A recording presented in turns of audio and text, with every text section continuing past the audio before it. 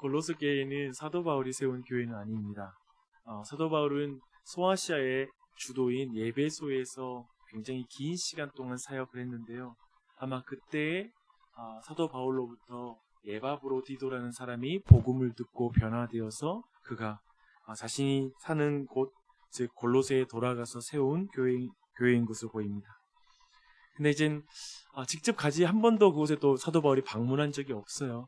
하지만 이 에바브로디도 편으로 그 교회에 대한 소식을 듣게 됩니다. 그 소식 중에는 아마 안타깝게도 그 교회의 문제점들 그리고 그 고민에 대한 내용도 있었을 것이고요.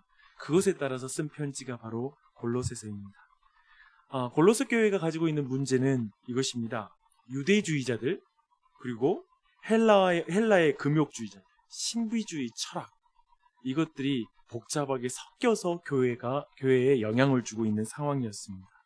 이것은 마치 오늘날의 많은 교인들이 물질주의적인 가치관과 성공주의 그리고 여러 가지 무신론적인 과학주의 그리고 철학들 그리고 가치관들 이런 세상의 가치관들의 영향을 받는 것과 같은 이치입니다. 아마 그런 모든 것들은 세상의 철학과 종교라는 것은 우리에게 너무나 익숙해서 얼마나 내가 영향을 받았는지 잘 분별이 안 될 정도이죠. 그런 의미에서 그것을 어떻게 분별해내고 치료할 것인가 이건 굉장히 중요한 주제인 것 같습니다. 그래서 우리가 사도 바울의 이 골로새를 주목하고 어떻게 그걸 분별하고 치료할 것인지를 배우는 것은 매우 중요한 것이겠죠. 미리 답을 말하고 시작하면 좋을 것 같습니다. 우리 안에 스며든 모든 철학과 종교를 분별하는 방법은 예수 그리스도입니다. 예수 그리스도를 기준으로 보면 돼요. 치료하는 방법도 예수 그리스도입니다. 모든 철학과 종교의 핵심 주장이 뭔지 아세요? 그것은 이것입니다. 그리스도 없는 영성, 그리스도 없는 행복을 추구하게 하는 것이죠. 예수 그리스도를 의지하지 않고도 삶이 그렇듯하게 보이고 이 방법대로 살면 되겠구나 하게 만드는 게 모든 세상 철학과 종교입니다. 여러분 매우 쉽죠? 그리고 그리스도로 그렇게 의심해서 그리스도 없게 만들거나 한편에 그리스도는 부족해라고 말하는 것이죠. 그리스도는 부족하니까 거기에 뭔가를 더해야 돼라는 식으로 말하는 모든 종교와 가르침들은 다 거짓말입니다. 그래서 사도 바울이 힘주어 말합니다. 예수 그리스도의 삶과 사역 외에 덧붙여질 것은 아무것도 없습니다. 이게 골로새의 가장 중요한 메시지입니다. 어제 보았던 빌립보서 3장 8절 기억나십니까? 모든 것을 해로 여김은 내 주 그리스도 예수를 아는 지식이 가장 고상하기 때문이다. 내가 그를 위하여 모든 것을 잃어버리고 배설물로 여김은 그리스도를 얻기 위함이다. 이렇게 말하고 있죠. 일맥상통하는 그런 말씀의 가르침입니다. 그래서 골로새의 핵심 메시지는 예수 그리스도는 충분하고 완전하다 라는 것. 이 메시지가 우리의 가슴을 쳐야 됩니다.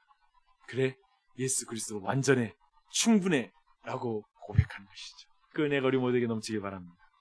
이런 전체 메시지를 기억하면서 사도 바울의 기도문을 다시 한번 볼게요. 이렇게 기도합니다.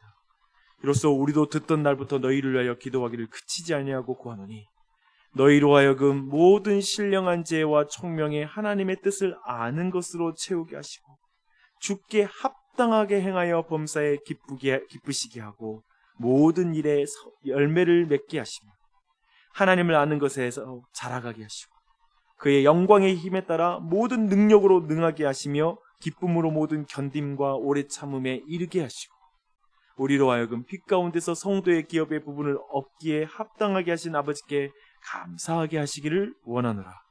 그가 우리를 흑암의 권세에서 건져내사 그의 사랑의 아들의 나라로 옮기셨으니 그 아들 안에서 우리가 속량 곧 죄사함을 얻었도다. 아멘.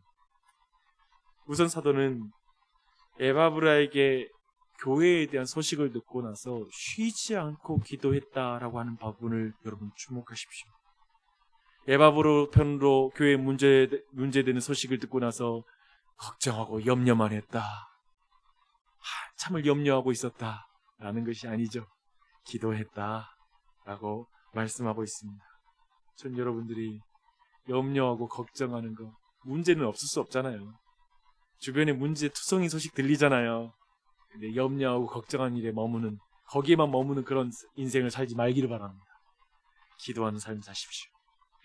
그리고 이 기도는 전체적으로 세 가지로 요약할 수가 있습니다. 첫째, 지혜와 총명을 주사 하나님의 뜻을 알게 하옵소서라고 이렇게 기도하고 있습니다. 사도는 하나님의 뜻을 아는 것은 하나님의 지혜와 총명을 받아야만 알 수 있다고 말하고 있어요. 이걸 굉장히 중요합니다. 하나님을 우리가 어떻게 알 수 있어요? 하나님으로부터 지혜와 총명을 얻어야 됩니다.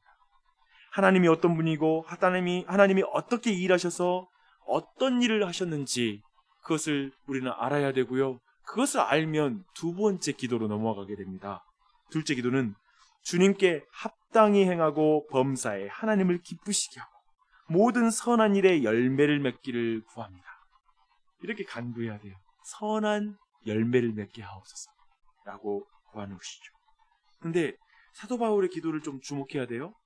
그리스도인의 행함은 철저하게 하나님을 아는 지식과 관련이 있습니다. 그래서 뭐라고 말하냐면 주님께 합당히 행하고 라고 말하고 있습니다. 그저 우리가 착한 일을 내가 생각할 때 좋은 일을 열심히 하는 게 주님께 영광 돌리는 삶이 아니라 주님을 바라보며 합당하게 행하는 거예요. 주님께 합당하게 행하는 것이죠. 우리의 모든 행함은 우리의 의지의 영역에서 강조되는 게 아니에요. 이제 주님을 위해서 내가 열심히 살아야지, 모든 일에서 내가 열심히 살아야지, 이런 개념이 아닌 거예요. 주님을 바라보며 열심히 사는 것입니다. 아멘이십니까? 그렇죠? 그래서 철저히 지혜와 총명을 주셔서 우리가 알게 된 하나님과 하나님의 뜻에 인도함을 받는 것이 행함이에요. 항상 우리는 믿는 대상에게 순종하는 행함이 있을 뿐입니다. 내 자신이 막 뭔가를 만들어서 하나님께 영광 돌리는 게 아니에요. 주님께 합당히 행하는 것이죠. 우리는 하나님과 하나님의 뜻을 아는 것과 그 아는 것에 멈추지 않고 삶의 열매가 함께 가야 된다는 것이 너무나 중요한 것임을 기억하십시오. 그래서 그걸 우리는 같이 기도하는 것입니다. 한쪽만 갈 수가 없죠. 그렇죠? 근데 실제로 신앙생활에서 절름발이 신앙인들이 참 많은 것 같습니다. 그렇죠? 아는 것만 강조하고 행함이 없는 경우, 그리고 행동을 강조하며 아는 것을 간과하는 경우, 이 둘 모두 어쩌면 어떤 지성주의라고 한쪽은 말할 수 있을 것이고 한쪽은 행동주의라고 말할 수 있을 것입니다. 근데 성경은 둘 모두를 경계하고 있고요. 둘 모두를 끊지 않습니다. 그리고 둘이 연속된다는 걸 철저하게 강조하는 거예요. 이것은 같이 가야 된다라고 분명하게 말하고 있습니다. 그러나 굳이 말하면 성경은 하나님을 알고 주님께 합당하게 행하라 라고 이렇게 말하고 있습니다. 그래서 이것은 나무와 열매의 관계로 설명이 되죠. 그렇죠? 행함, 곧 열매라고 말하는 거예요. 그러니까 행함을 열매라고 표현하는 거예요. 그렇다면 뭐예요? 가지가 있다는 것이죠. 가지가 더 중요하다는 것이죠. 가지에 붙어있는 게 중요하다는 것이죠. 그런 의미에서 우리는 우리가 믿는 하나님, 그 대상, 그분을 아는 게 중요한 거예요. 그분께 우리가 알 때 거기서 바른 행함이 나오고 열매가 맺어진다는 것이죠. 그래서 이것을 놓고 우리가 기도하는 게 너무나 중요해요. 지혜와 총명을 주사 하나님을 알게 하옵소서. 하나님을 아는 지식에서 자라가게 하여 주시옵소서라는 기도가 사도 바울이 가장 중요하게 생각하는 기도. 여러분 기도와 비교해 보세요. 그리고 하나님께 합당하게 행하게 하여 주시옵소서 라는 기도, 그 기도가 두 번째 기도로 강조되고 있습니다. 이것은 어쩌면 당시 골로새에서 하나님을 다양하게 알아가는 사람 되게 많았어요. 신비 체험으로 알아가는 사람, 여러 가지 방법으로 하나님을 안다고 또 여러 가지 철학 사상들을 가져와서 하나님은 이런 분이라고 소개하는 사람이 되게 많았던 거예요. 그런 의미에서 사도 바울은 하나님을 아는 것은 하나님이 지혜와 총명을 줘야만 알 수 있습니다 라고 말하는 이게 어떤 강조점인지 알겠죠. 세상 철학가들, 똑똑한 사람들 어떻게 말해도 소용없어요. 그건 하나님을 제대로 아는 게 아니에요. 하나님이 주신 지혜와 총명을 알기 때문에 하나님을 알려주세요. 제게 지혜와 총명을 주세요 라고 시골 농부가 기도하며 하나님 아는 게 저 박사들이, 똑똑한 사람들이 온갖 철학 가져와서 하나님을 논중하는 것보다 더 많이 아는 거예요. 바르게 아는 거예요. 저 철학 논중을 하며 하나님 아는 사람들은 사실상 바르게 행하지는 못해요. 행함으로 열매 맺는 삶을 살 수가 없어요. 하지만 주님께 기도하여 지혜와 총명으로 하나님을 아는 자가 하나님을 닮아가요. 여러분, 이 사실, 이 비밀을 기억하십시오. 그때 우리의 기도가 얼마나 중요한지 깨달아지거든요. 이 시간 기도하는 게 얼마나 귀한 일인지 모르거든요. 이러고 나서 마지막으로 사도는 이렇게 기도합니다. 모든 능력으로 능하게 해달라고 기도합니다. 사실 이 능력은 하나님을 아는 지식에서 나오는 능력이에요. 이 능력은 성도를 능력 있게 하여 모든 상황을 기쁨으로 견디게 하는 것입니다. 생각해 보십시오. 우리가 하나님을 알고 그리고 하나님께 합당하게 이 땅에 살아가는 게 만만치가 않아요. 반드시 고난이 닥치고요. 인내가 필요해요. 견뎌야 돼요. 꾸준하게 하나님을 따라가고 알아가고 하나님께 합당하게 사는 것은 우리의 힘으로 안 되는 거예요. 그래서 주님께 능력을 구하는 거예요. 주님 능력을 주십시오. 이 능력은 기쁨으로 모든 걸 견디게 하는 능력입니다. 이 능력을 구하십시오. 그리고 그 주님께 합당한 삶으로 나아가시길 바랍니다. 근데 이런 모든 기도를 하고 나잖아요.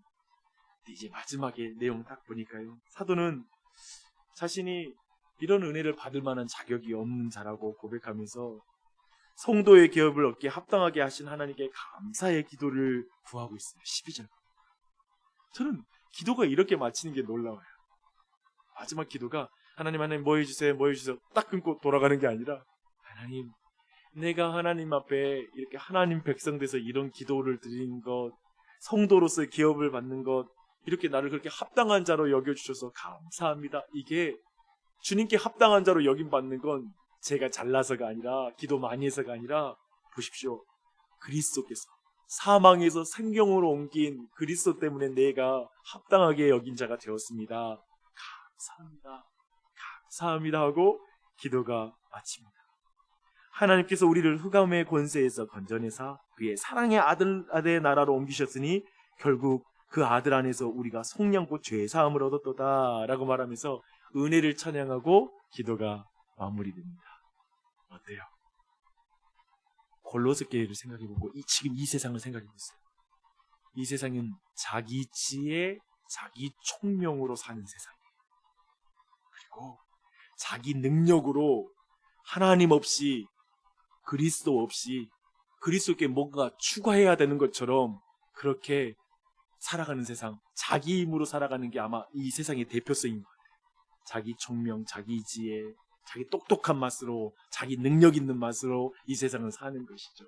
그런 분위기 속에서 아니, 하나님의 지혜와 하나님이 주신 지혜와 총명으로만 하나님 알 수 있고, 그리고 주님께 합당하게 살아가는 것이 가능해. 그리고 주님이 주신 능력으로만 우리는 이 땅에서 온전히 살아갈 수 있어. 하나님 닮아가며 살 수 있어. 그런데 내가 이런 기도를 할 수 있고 이런 은혜를 받고 이렇게 성도의 기업을 받을 수 있는 합당한 자가 된 건 그리스도의 은혜밖에 없어.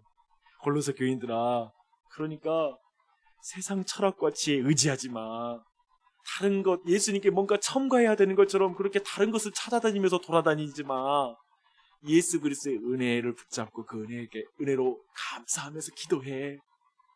그리고 그분이 주신 지혜 가운데 살아 라고 이렇게 기도하고 있는 것이죠. 전체 내용 이해가 되시죠? 이 아침에 이 기도 드리시기에 어쩌면 이 기도 드리는 게 부모로서 자녀를 위한 최고의 기도 아닐까요? 그리고 배우자를 위해서, 교회를 위해서, 이웃을 위해서 기도할 때 이 기도가 가장 아름다운 기도가 아닐까 싶습니다. 그럼 이 기도를 행하는 이 아침 되시기를 축원하고요. 그리고 이 기도를 통하여 놀라운 응답이 있을 것입니다. 믿음으로 기도하는 이 아침 되시길 바랍니다. 기도하겠습니다.